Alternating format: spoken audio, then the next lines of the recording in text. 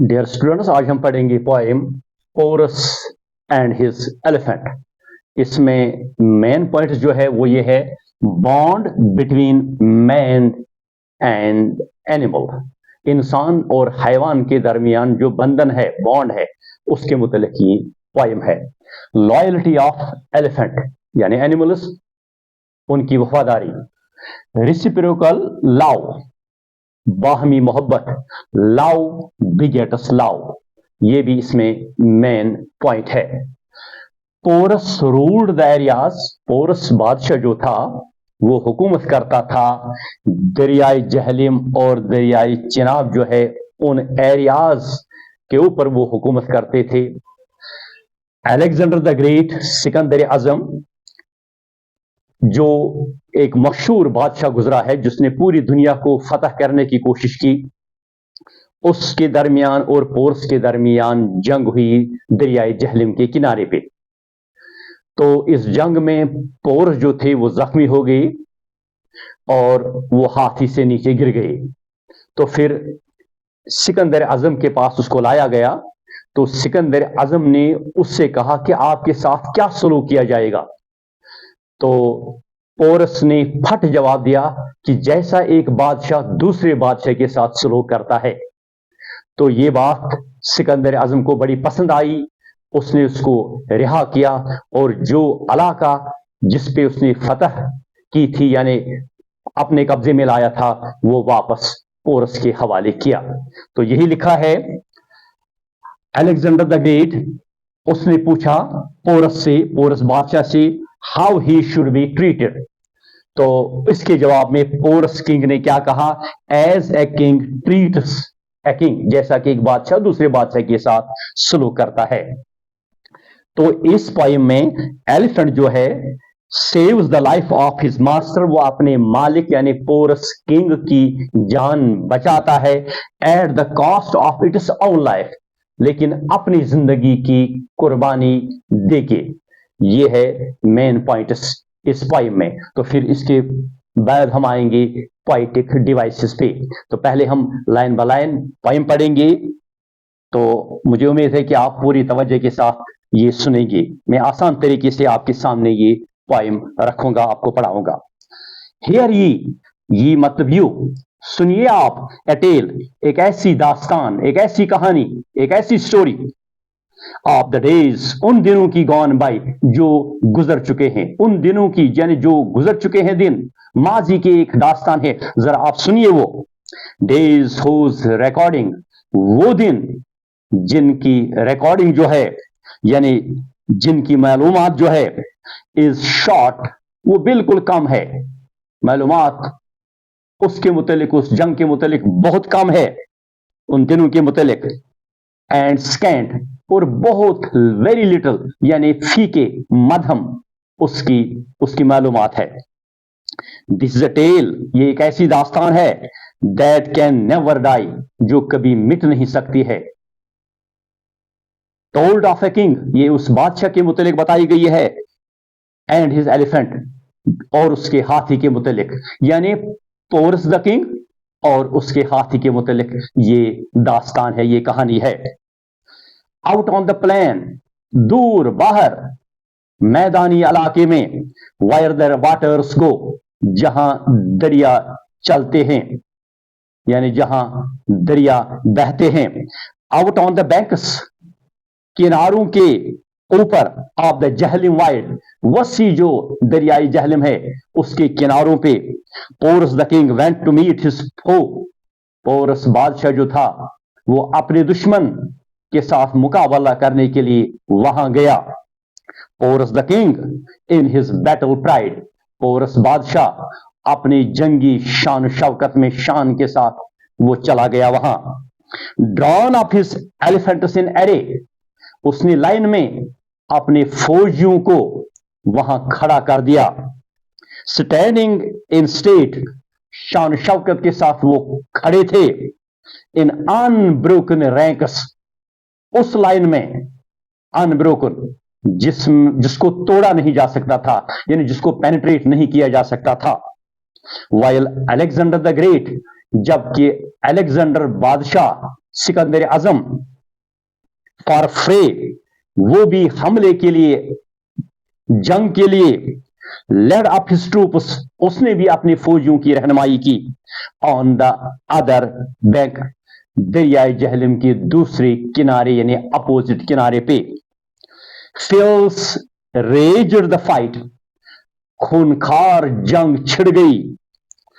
It was hard to tell, बड़ा मुश्किल था बताना, वट वुड बिटाइड, कि क्या वाका होगा, बिटाइड यानी हैपन, कि क्या वाका होगा, नतीजा क्या होगा, ये बताना मुश्किल था। And they fought the more, और उन्होंने लंबी देर तक जंग लड़ी, टिल फ्रॉम हिज एलिफेंट, जबकि अपने हाथी से सडन फेल, अचानक गिर पड़े, पोरस द किंग, पोरस बादशाह, हु वाज वॉन्डेड सोर, जो पूरी तरह जख्मी हुए थे, सख्त जख्मी हुए थे।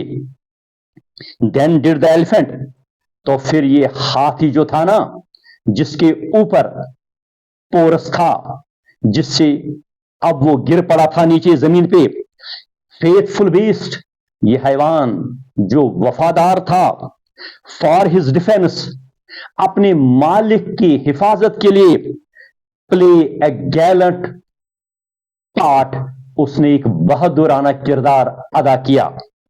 स्टैंडिंग अबो हिम, वो उसके ऊपर खड़ा रहा, पोरस किंग के ऊपर। लेस्ट एवर द लीस्ट, वरना मामूली भी हार्म, यानी कोई मामूली नुकसान भी ना आए, गिरे, शुड असेल हिम, उसके ऊपर गिर पड़े, यानी कोई नुकसान उसके मालिक को ना पहुंचे। फ्रॉम ब्लो, किसी जरब से, तलवार की जरब से, और डॉट या तीर से। ट्रम्पेटिंग लाउडली, वो अपनी आवाज हाथी जोर से निकाल रहा था। ही हेल्ड एट बे, उसने दूर रखा, फोरमैन, जो सामने वाले दुश्मन फौजी थे, विद एरोज, तीर के साथ, सुपियर, नेजा के साथ, और स्वॉर्ड या तलवारों के साथ। Challenged them all to approach their prey, उसने उनको ललकारा कि वो आ सके अपने शिकार यानी पोरस किंग के नजदीक। डेयर देम टू एंज्योर, उसने अगेन उनको ललकारा, चैलेंज किया, डेयर किया, ललकारा कि वो जख्मी जरा करे हिज वोंडेड लॉर्ड, अपने जख्मी, उसके जख्मी मालिक को। देन एट द लास्ट, फिर आखिरकार, विद हिज माइटी ट्रंक, अपने ताकतवर सोंड से, ट्रंक से, लिफ्टेड हिम, उसने इसको अपने मालिक यानी पोरस द किंग को उठाया। टेंडरली, बड़ी नरमी से, शफकत से, आराम से, ऑन हिज हेड, अपने सर के ऊपर उसको बिठा दिया।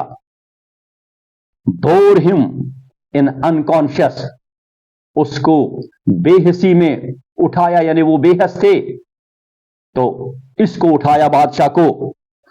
फैंटनेस संक, अरे वो डूबा हुआ था बेहोशी में, कोई होश उसमें नहीं थे। वायर ही कुड रेस्ट, वहां तक उसको ले गया जहां वो आराम फरमा सकते थे बादशाह, किंग पोरस, विदाउट फेयर, बगैर किसी खौफ के, और ड्रेड, या बगैर किसी डर के। आह, अरे दीज डम थिंग्स, ये जो गूंगे हैवान है ना, दैट बट क्राई, जो सिर्फ रोते हैं, चीखते हैं, एंड पैंट, और हाँफते हैं, दे टू कैन लव, वो भी मोहब्बत कर सकते हैं, for God made them so, क्योंकि गॉड ने उन्हें ऐसा ही बना दिया है, इसी के लिए यानी मोहब्बत के लिए बनाया है। पोरस वाज सेव्ड, पोरस बादशाह बच गया। बट हिज एलिफेंट, लेकिन उसका हाथी जो था ना, वफादार हाथी, डाइड, वो मर गया। फ्रॉम हिज वोंड्स, जख्मों से, जख्मों की ताब न लाकर वो चल बसे, मर गए। दस द लीजर गोज, दास्तान ऐसी ही है। अब हम पोएटिक डिवाइसेस पे आते हैं। पहली पोएटिक डिवाइस इसमें है राइम स्कीम। इसकी राइम स्कीम जो है वो है ए बी ए बी। तो पर्सोनिफिकेशन है। राइम स्कीम आपको मालूम है कि जो लास्ट वर्ड होता है या लास्ट जो अल्फाबेट्स होते हैं उनका राइम जो होता है वो काफिया जो होता है वो एक जैसा होता है। तो यहां ए बी राइम स्कीम है इस पोएम में। पर्सोनिफिकेशन का मतलब यह है गिव ह्यूमन क्वालिटीज और कैरेक्टरिस्टिक्स टू एनिमल्स और ऑब्जेक्ट्स। यानी इंसान जो करता है अगर हम वो खुसूसियात, वो काम, वो खूबियां एनिमल्स के साथ जोड़ेंगे या चीजों के साथ जोड़ेंगे तो हम उसको कहेंगे ये पर्सोनिफिकेशन है। तो यहां चैलेंज देम ऑल, वहां से लेके dear them to enjoy lord, ये थर्ड स्टेंजा है, इसमें पर्सोनिफिकेशन है। इसके बाद मेटाफर है। मेटाफर डायरेक्ट कंपैरिजन होता है, इस्तिआरा जिसको बोलते हैं। यहां लाइक या एज सिमिली की तरह नहीं होता है। तो यहां unbroken rank, rank actually line यहां मतलब है, यानी सफ जिसको हम बताते हैं। इमेजरी, मगर यहां इमेजरी विजुअल है, जो हमारे सामने नजर आता है, जैसे कि हमारे सामने, हमारे आंखों के सामने ये होता है ये वाका। Drawn of his elephant in array, वहां से लेके बैंक तक ये इमेजरी है, जो विजुअल इमेजरी है। एलिट्रेशन से भरी हुई ये पोएम है। शॉर्ट एंड स्कैंट मैंने थोड़े बहुत निकाले हैं। यहां स साउंड, यहां स साउंड है। टेल दैट, ट साउंड है, यहां ट साउंड है। स्टैंडिंग, स्टे इन स्टेट, यहां स साउंड है, स साउंड है। इसके अलावा भी और बहुत सारी इसमें एलिट्रेशन की एग्जांपल्स है। थैंक्स, उम्मीद है कि आप ये पूरा समझ चुके होंगे ये poem. Have a nice day.